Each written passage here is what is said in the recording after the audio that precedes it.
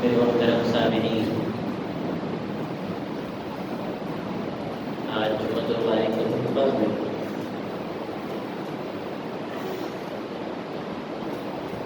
عید الاضحیٰ کی مناسبت سے اور یہ مبارک مہینہ ماہ ذی الحجہ کی مناسبت سے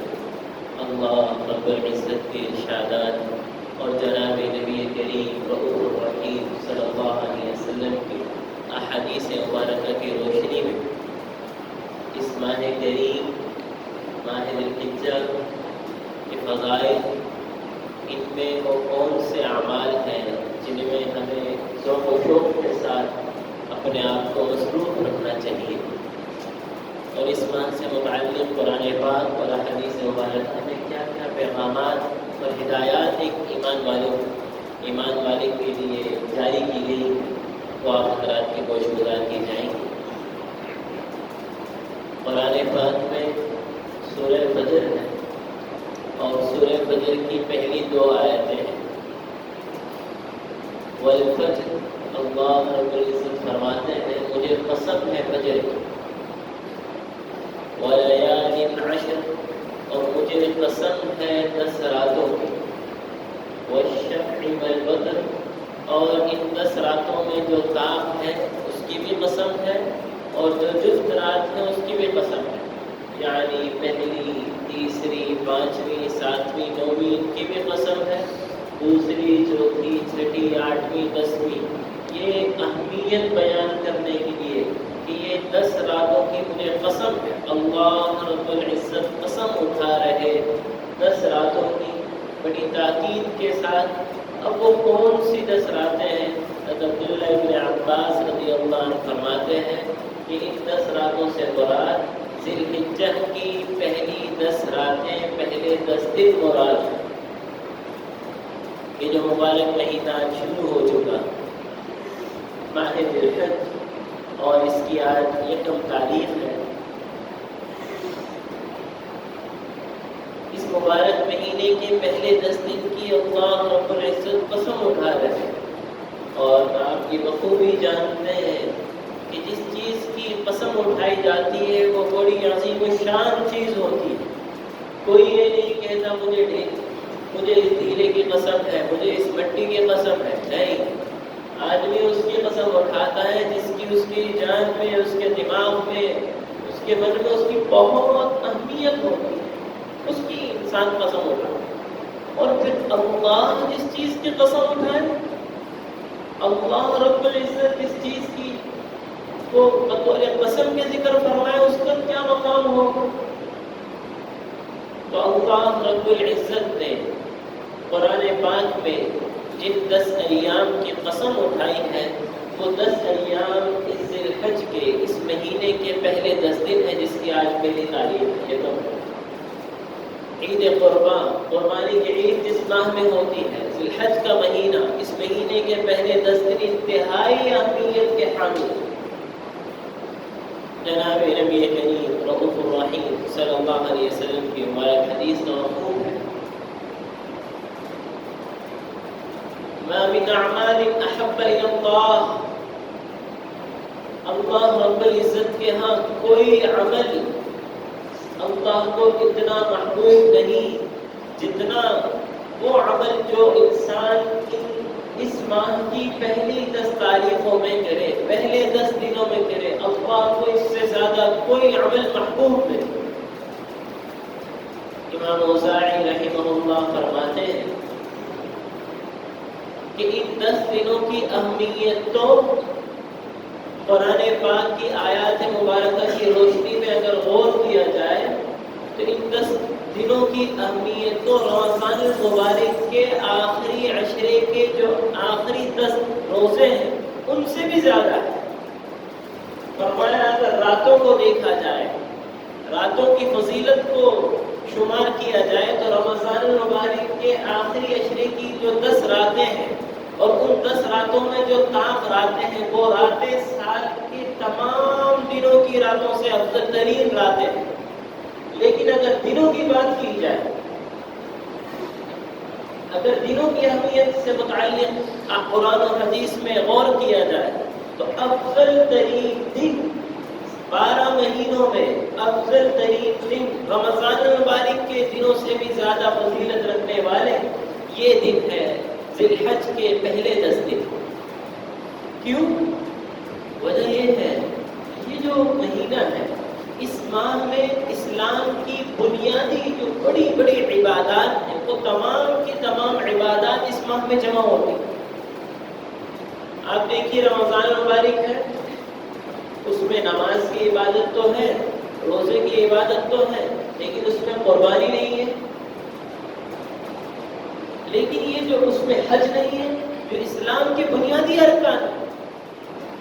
اور یہ جو مبارک مہینہ ہے ذی الحج اس میں نماز بھی ہے، اور اس میں جو 9ویں تاریخ ہے 9 ذی الحج کا روزہ جس دن قربانی ہم کرتے ہیں عید کے دن سے پہلے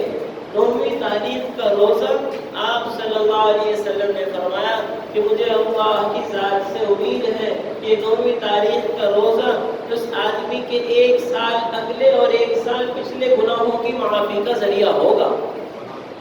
جسے عرفہ کا روزہ کہا جاتا ہے۔ ایسا مبارک دن اس ماہ میں ہے، 1 سال آئندہ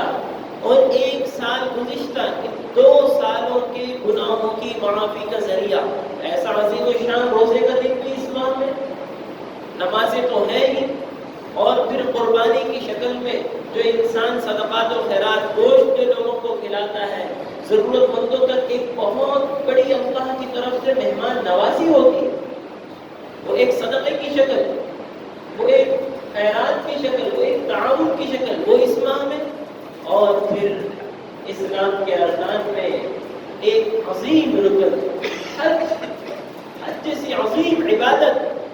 جس کے کرنے پر اللہ رب العزت کا وعدہ ہے کہ انسان کا اجر قبول ہو تو وہ ایسا ہے جیسے ماں کے پیٹ سے بھی نکلا ہو، ایسے سارے گناہ معاف ہو جاتے ہیں۔ یہ عظیم الشان عبادت، حج جیسی عبادت بھی اسی ماہ میں۔ تو امام اوزاعی رحمہ اللہ فرماتے ہیں یہ مبارک مہینہ ذی الحج اس لیے اہمیت رکھتا ہے، اس میں اسلام کی بنیادی تمام عبادتیں اس میں جمع ہیں۔ تو اللہ رب العزت کا بے حد شکر ہے۔ یہ ساری تمہید آپ حضرات کے گوش گزار کرنے سے مقصد یہ ہے کہ میں اور آپ ایک لمحے کے لیے اللہ کا شکر ادا کریں کہ اللہ رب العزت نے ایک بار پھر مجھے اور آپ کو ہماری زندگی میں ایک بار پھر یہ مبارک مہینہ ماہ ذی الحج نصیب فرمایا ہے۔ کتنے ایسے میرے اور آپ کے شناسا دوست احباب عزیز و اقارب جو گزشتہ ماہ ذی الحج اس مبارک مہینے میں گزشتہ سال ہمارے ساتھ موجود تھے، لیکن اب تو اللہ کے جواب اللہ کے پڑوس میں پہنچ چکے۔ اللہ نے کتنا فضل کیا، کتنے ایسے صحت مند تھے کہ لوگ ان کی صحت کو دیکھ کر کہتے تھے کہ میری بھی ایسی صحت، اور آج وہ چلے گئے۔ یہ اللہ نے مجھے اور آپ کو موقع دیا ہے کہ ہماری زندگی میں مبارک مہینہ ماہ ذی الحج عطا فرمایا ہے۔ ان ایام میں اور آپ جن اعمال کو کریں، یہ مبارک مہینہ اور اس مبارک مہینے کے پہلے 10 دن، ان کے اندر ہم سب سے پہلے اس مہینے کی ابتدا ہے، توبہ سے اس کی ابتدا کریں۔ گزشتہ زندگی پر ندامت اور آئندہ گناہ نہ کرنے کا پختہ عزم، اور کسی سے لین دین ہو تو اس لین دین میں اس کے حقوق کی ادائیگی کی مکمل فکر، یہ ہے وہ توبہ جس کا اللہ رب العزت سورہ تحریم میں آیت نمبر 8 میں اللہ رب العزت ذکر فرما رہے ہیں، یا ایھا الذین آمنوا توبوا الی اللہ توبۃ نصوحا، اے ایمان والو اب تو اللہ کی طرف پلٹ جاؤ اور سچے طریقے سے ایک پختہ توبہ کے ساتھ۔ توبہ کا جو لفظ ہے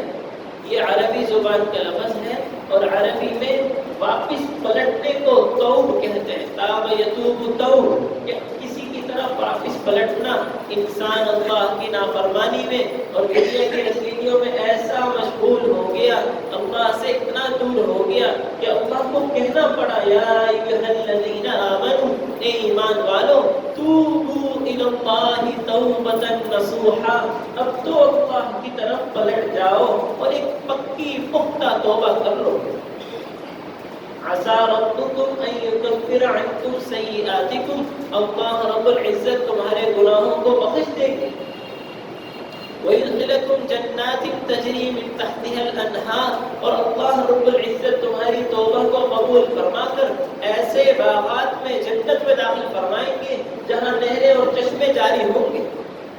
یوم لا یخزی اللہ النبی والذین آمنوا معه، وہ دن، اس دن اللہ رب العزت کامیاب فرمائیں گے. اس دن اللہ رب العزت انسان کو کامیابی سے ہمکنار فرمائیں گے، انسان کو سرخ رو فرمائیں گے. جس دن ساری انسانیت عجز و انکساری کی وجہ سے پریشان ہوگی، لیکن اللہ رب العزت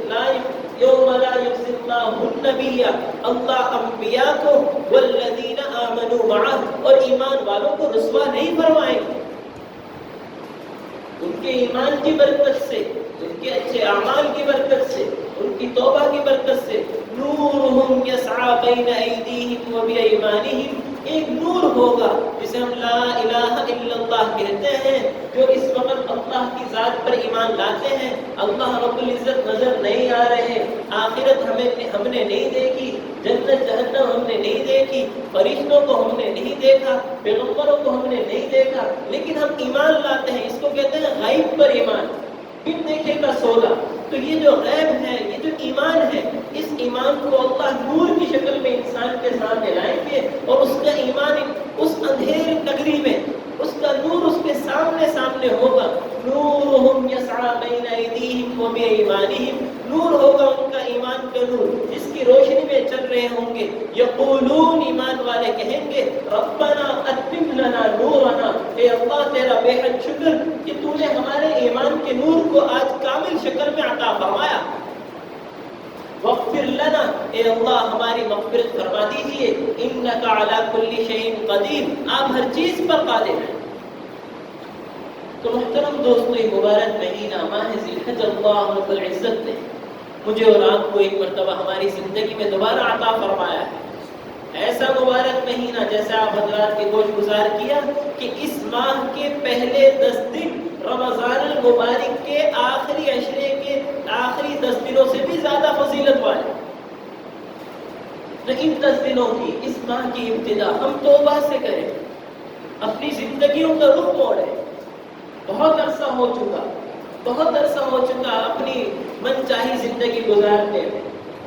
ہر ایک کو معلوم ہے کہ اللہ کو کیا محبوب ہے، اللہ رب العزت کیا چاہتے ہیں، آپ صلی اللہ علیہ وسلم کے کیا طریقے ہیں، معلوم سب کو ہے. جو ہماری معلومات ہیں، جو ہمیں علم میں ہے، وہ کب وقت آئے گا کہ وہ ہمارے عمل میں آ جائے.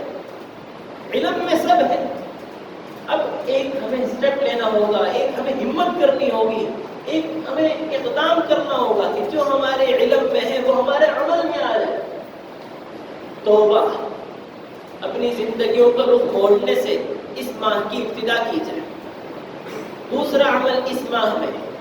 آج یکم ہے اور ابھی عید سے پہلے 8 دن باقی ہیں. عید کے دن یعنی 10 ذی الحجہ اور 11 اور 12، یہ 3 دن تو قربانی کے ہوتے ہیں. اس میں روزہ رکھنا حرام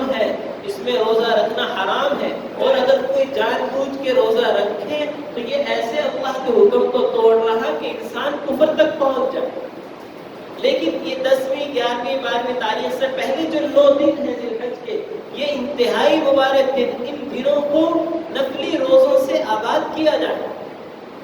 نفلی روزوں کا اہتمام جناب نبی کریم رؤوف الرحیم صلی اللہ علیہ وسلم کے معمولات سے متعلق حنیدہ بن خالد رضی اللہ عنہ فرماتے ہیں کہ آپ صلی اللہ علیہ وسلم ذی الحج کے پہلے 9 دن اور ہر ماہ 3 دن اور یوم عاشوراء یعنی 10 محرم کے روزے کا بہت زیادہ اہتمام فرمایا کرتے تھے. بہت زیادہ اہتمام تھا 10ویں محرم کے روزے کا، اور ہر ماہ 3 روزے. اور ایک روایت میں تو آپ صلی اللہ علیہ وسلم کے جمعرات اور پیر کے بھی اسی روایت میں ذکر ہے. اور اس ماہ کے پہلے 9 دن انتہائی مبارک دن. حضرت حسن بصری رحمہ اللہ ایک تابعی گزرے ہیں. تابعی وہ ایمان والا ہوتا ہے جس نے آپ صلی اللہ علیہ وسلم کو تو نہیں دیکھا، لیکن آپ صلی اللہ علیہ وسلم کے صحابی کو دیکھا.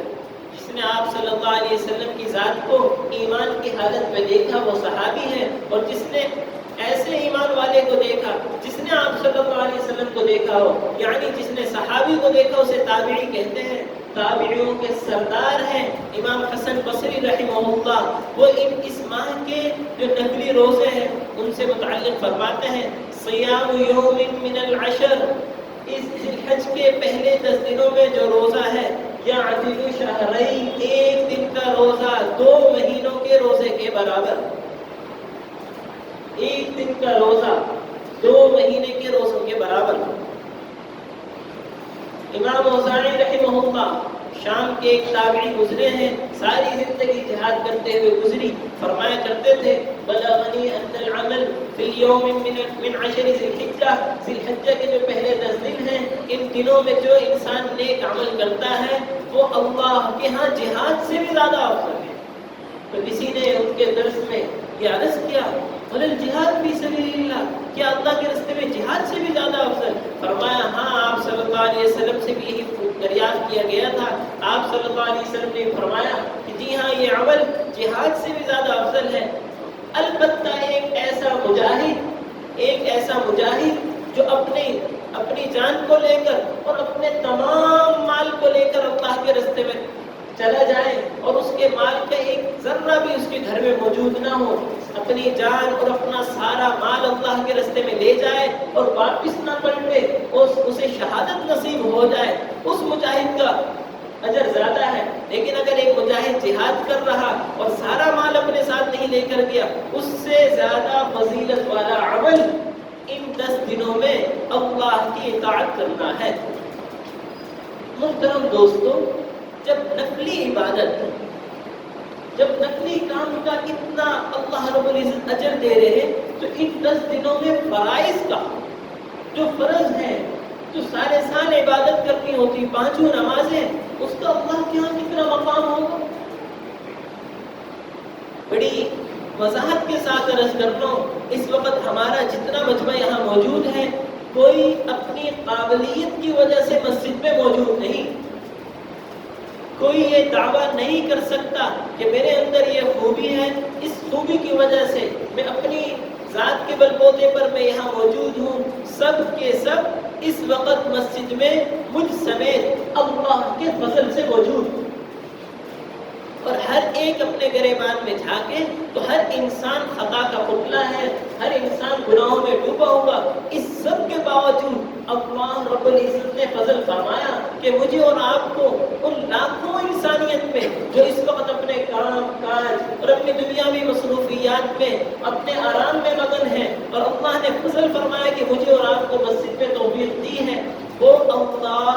اس بات پر مکمل قدرت رکھتا ہے، طاقت رکھتا ہے کہ وہ ہمیں سارے سال 5 نمازوں میں مسجد میں حاضری کی توفیق عطا فرمائے۔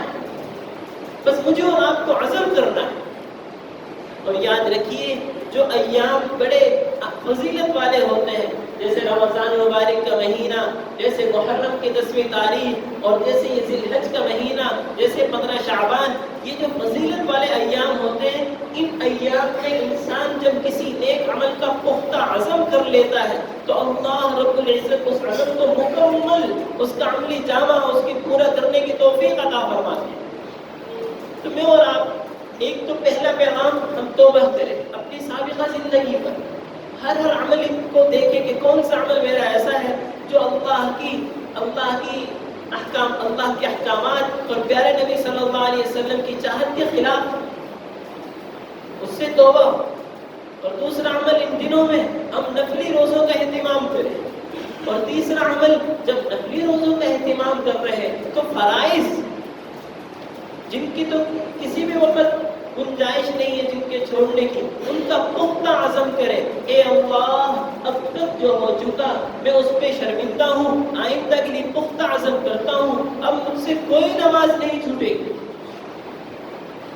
چوتھا عمل ان ایام پہ کثرت کے ساتھ تسبیح، تکبیر اور تحلیل، یعنی سبحان اللہ، تحلیل لا الہ الا اللہ، تکبیر یعنی اللہ اکبر جس کا مجموعہ ہے اللہ اکبر، اللہ اکبر، لا الہ الا اللہ، اکبر اللہ اکبر وللہ الحمد، اس کا کثرت سے اہتمام کیا جائے، کثرت سے۔ یہ صرف عید کے دن نہیں ہے، بلکہ بس یہ ماہ شروع ہو گیا، ذی الحج کا مہینہ آج یکم پہلی تاریخ ہے، اب کثرت سے چلتے پھرتے اٹھتے بیٹھتے، دکان میں، مارکیٹ میں، گھر میں، جب بھی فرصت ہو کثرت سے ذکر کا اہتمام ہو۔ جناب نبی کریم رؤوف الرحیم صلی اللہ علیہ وسلم نے صحابہ کرام کی ایسی تربیت فرمائی تھی۔ حضرت عبداللہ ابن عمر، حضرت ابو ہریرہ رضی اللہ تعالی عنہ کو بازار میں تشریف لے جاتے اور بازار میں اونچی آواز سے اللہ اکبر اللہ اکبر لا الہ الا اللہ واللہ اکبر وللہ الحمد اونچی آواز سے پڑھتے اور فرماتے کہ ہمارا مقصد ہی یہ ہے کہ جو لوگ بھول بیٹھے ہیں، اپنے کام کاج میں مصروف ہیں، ان کو یاد دہانی ہو جائے۔ تو ان ایام میں کثرت سے تسبیح یعنی سبحان اللہ، تکبیر یعنی اللہ اکبر، تحلیل یعنی لا الہ الا اللہ، اس کا کثرت سے اہتمام اور اونچی آواز سے اس کے اہتمام۔ اور اسی طرح ان ایام میں ایک افضل ترین عبادت جو صرف سال کے انہی ایام کے ساتھ خاص ہے، اسی ماہ کے ساتھ خاص ہے، قربانی جیسی ایک اہم ترین عبادت، اس کا اہتمام۔ آپ صلی اللہ علیہ وسلم کی مبارک احادیث مبارکہ کی روشنی میں قربانی کی جو اہمیت آپ صلی اللہ علیہ وسلم نے بیان فرمائی ہے، اس سے یہ اندازہ کیا جا سکتا ہے، ابھی آپ حضرات کے گوشت گزار بھی کی جائیں گے وہ تمام احادیث مبارکہ، کہ ہر وہ مسلمان جس کے پاس اس ماہ کی 10ویں 11ویں 12ویں تاریخ کے غروب آفتاب مغرب سے قبل جس کے پاس ضرورت سے زائد سامان، چاہے سونا، چاہے چاندی، چاہے اس کے پاس مال تجارت، اور چاہے گھر میں جو ضرورت سے زائد سامان ہوتا ہے، وہ سامان جس کی ہر وقت ضرورت نہیں ہے، گھر میں جو ڈیکوریشن کے لیے، یا وہ سامان جو سال میں ایک آدھ بار استعمال ہوتا ہے، ضرورت سے زائد سامان، اس کی مالیت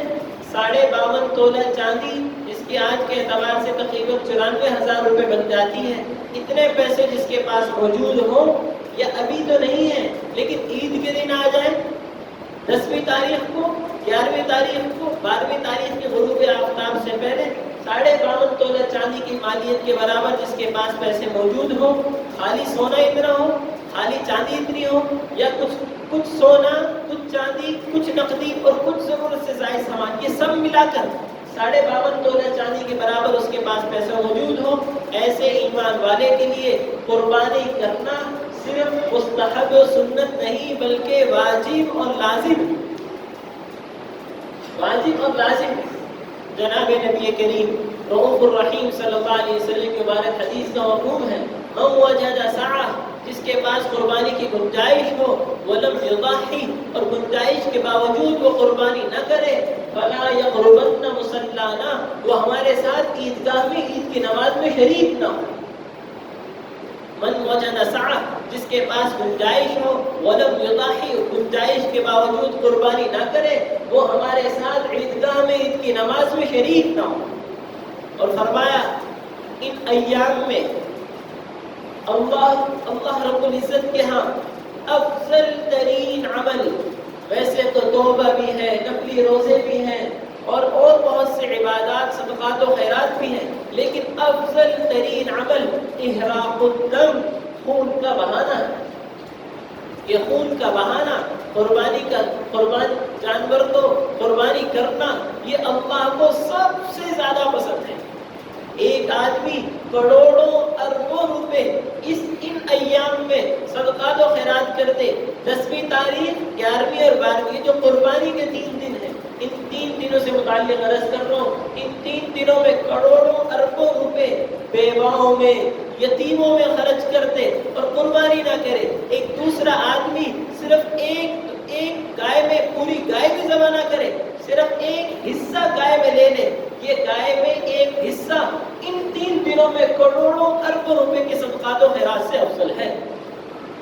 کیوں؟ حالانکہ ایک طرف تو اربوں روپے ڈونیٹ کیے جا رہے ہیں، اور دوسری طرف ایک آدمی 20,000 روپے کے گائے میں صرف حصہ لے رہا ہے۔ وجہ یہ ہے کہ اس کو نہیں دیکھنا کہ کون زیادہ کر رہا کون کم کر رہا، اس کو دیکھنا کون اللہ کے حکم کو پورا کر رہا۔ اللہ کا حکم ان 3 دنوں میں قربانی کرنا ہے، قربانی سے بڑھ کر کوئی عمل ان 3 دنوں میں نہیں۔ اس لیے محترم دوستو، آپ صلی اللہ علیہ وسلم کی مبارک حدیث ہے کہ